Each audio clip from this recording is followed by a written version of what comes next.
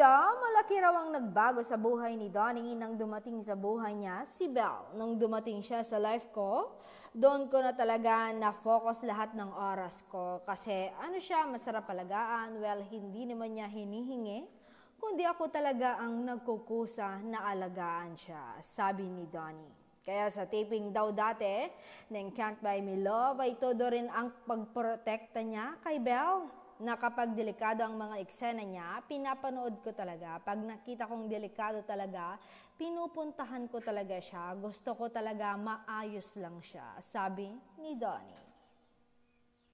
At dagdag pa ng aktor, at ako bilang protector niya in real life. Masakit sa akin yan na makita siya sa ganung sitwasyon. Kaya para makabawi raw siya kay Belle o hindi ito mahirapan, pumapayag daw siya na utos-utusan siya nito.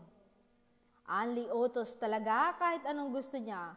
Sinusunod ko para lang makabawi sa nararanasan niyang hirap, sabi lang ni Donnie.